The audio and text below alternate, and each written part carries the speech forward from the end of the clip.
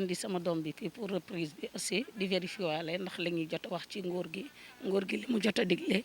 nit ñaa ngi koy respecté waaye nag ba ma ñëwee fii je me suis rendu compte que li ma fi fekk moom dal na xel parce que biñ ma ñëwee fii quand même école Saint-Abraham de Guédiawaye dama fi fekk condition yoo xam ne vraiment c'est acceptable fekk fi ay thermoflash yi doy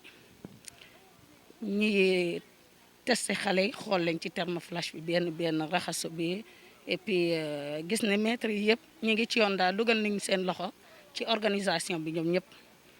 par la suite ñun parents yi ñu jàll benn aussi ku ci nekk ñi teg la thermoflash ba pare nga raxasu waaw loolu moom dafa dalal suñu xel daal waaw loolu mooy wone ni quand même les gestes de barrière nit ñaa ngi ciy bàyyi xel et puis dinañ ko respecter et puis may dolli aussi ne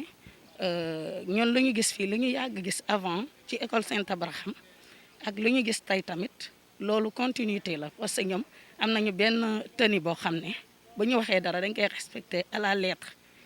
moo tax ñun ñi nga xam ne suñu doom yaa ngi fi reprise bi sax dafa doonul loo xam ne problème la ci ñun xamoon nañ ne bu ñu ñëwee fii dinañ fi fekk lu war dinañ fi fekk les gestes barrières et puis les enseignants qui sont là yàgg nañu xamante ak ñoom xam nañ ñoom ñooy kan et puis tamit xam nañ ne vraiment ñoom dañu wàcc yoon. école bu crédible la waa ci gàttal école bu crédible la dañ fi yàgg indi suñu doom yi ñu gis na muy demee fii moo tax bi ñu waxee reprise ñu amuñ ci ñaari xel man personnellement dama ko yàqamti woon parce que xamoon naa ni sama doom bu fiy duggaat dina fi dugg ci ay anam yi leer te dinañ ko teg ci condition yu baax am nañu ay classe doy am nañu organisation en tout cas macha allah looloo tax la mu ñëw tamit rien que tam vérifier mën a xam man fi mu ne damay xëy damay dem école aussi mais il fallait ma ñoo xool ni muy demee ba pare xam sama doom ci yan condition la ne ma doog a mën a continuer merci ok merci. bon condition fekk stable na parce que à l'entrée def nañu vérification yi lavage des mains et tout et puis calme na quoi te gis naa aussi la distance gars yi respecté nañ ko aussi oui dal na sama xel dal na sama xel.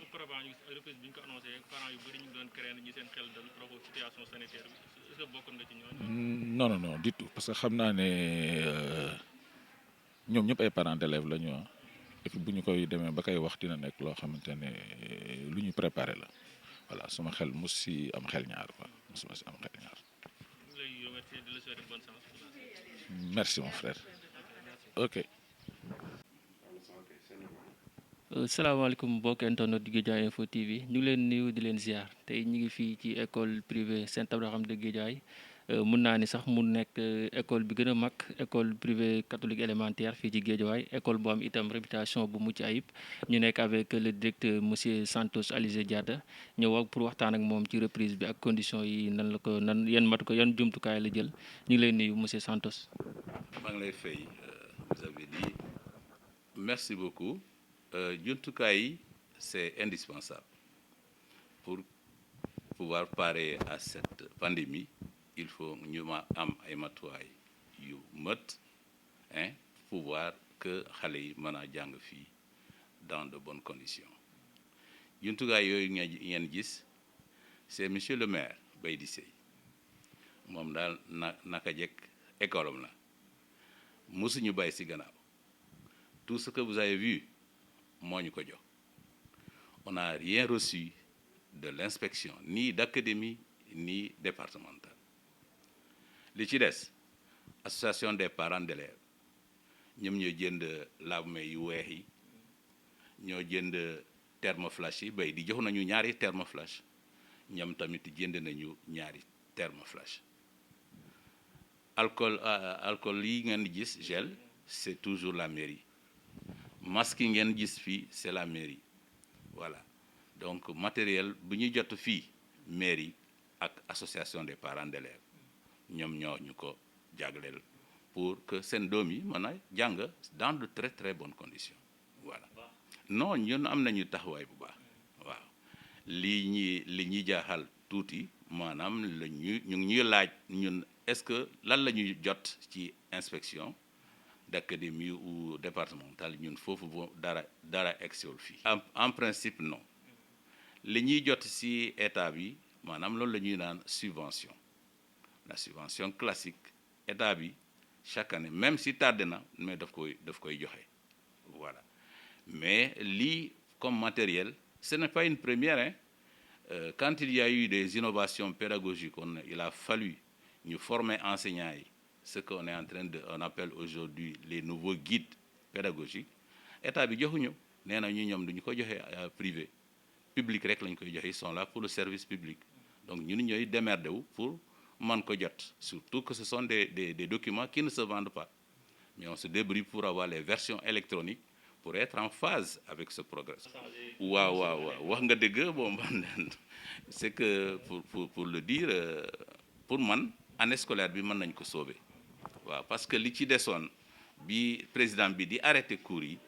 li ci desoon presque un quart de l'année scolaire donc un quart boobu des maanaam à peu près on peut dire 3 mois 3 mois yi mën nañu ko jàngale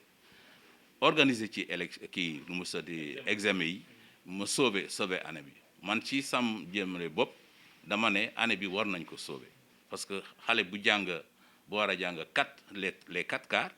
mu jàng 3 quarts mu dese que un quart boobu mënu tax ba xale bi ñàkk année scolaire boobu pour man état bi nu mu nekk di def lu yoon la pour ñu sauver année bi calculer nañu ko yëpp ñu sóoraale ko parce que pour man boo gisee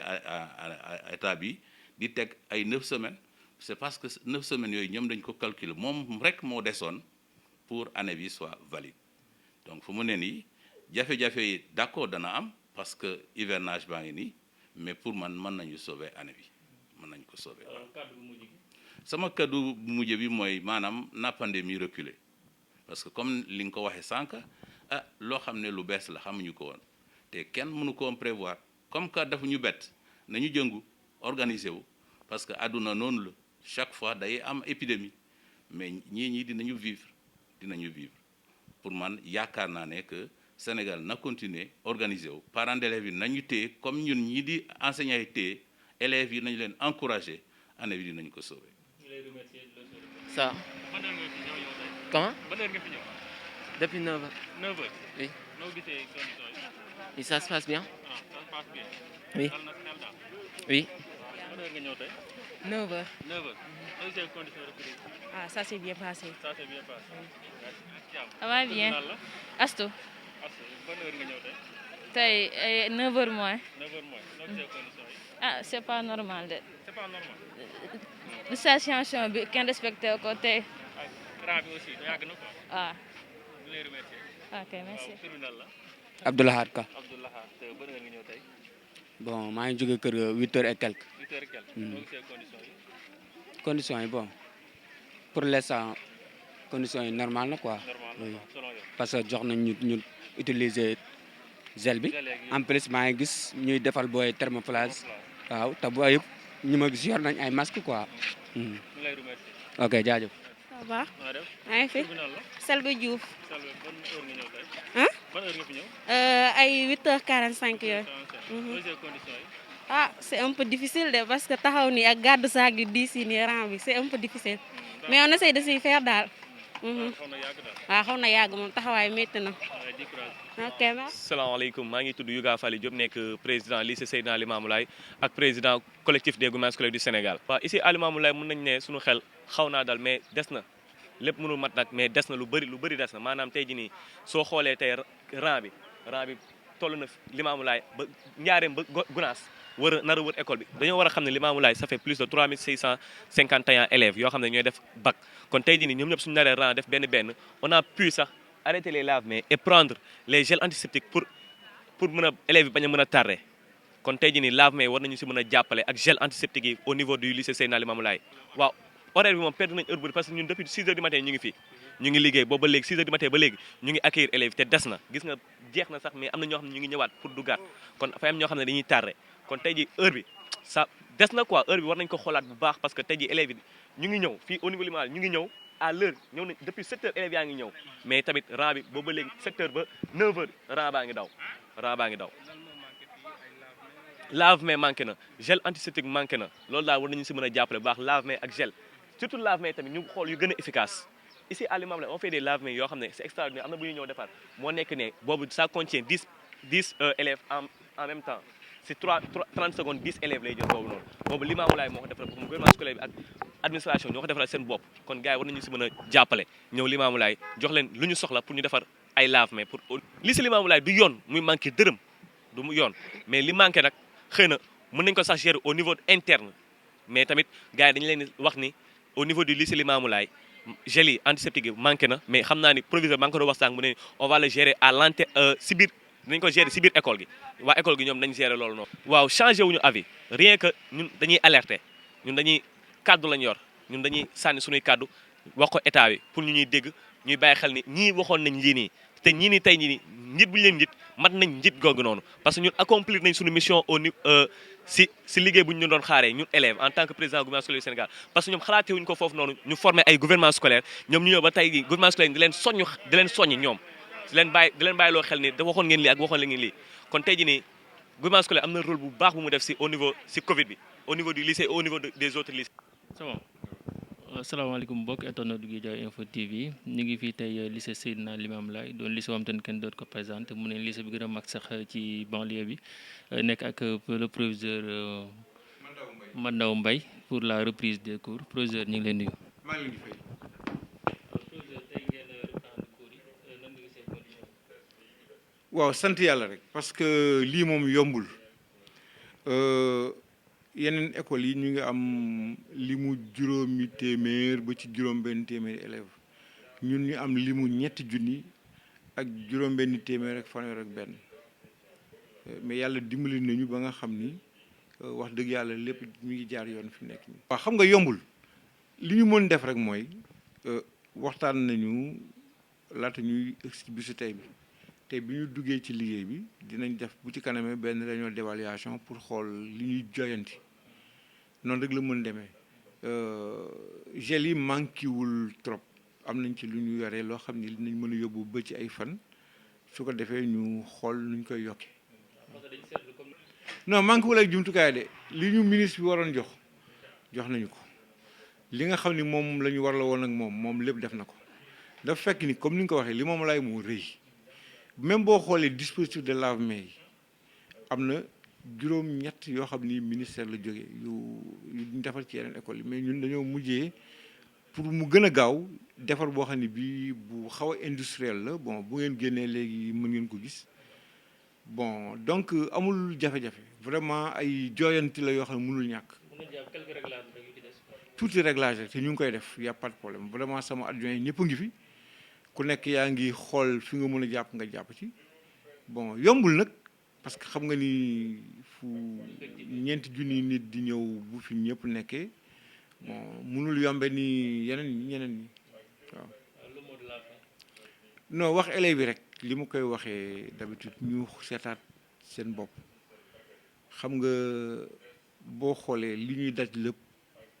benn finalité la mooy élèves yi jàng kon ci élèves yi lañ ko jubale di leen fàttali ni ñoom ñooy yaakaaru Sénégal ñun dañ leen di gunge rek nañu ñëw di wax seen xalaat mais au fur et à mesure ñuy continuer di jàngale maintenant di wax seen xalaat ñuy gën a waxtaan di gën a joyanti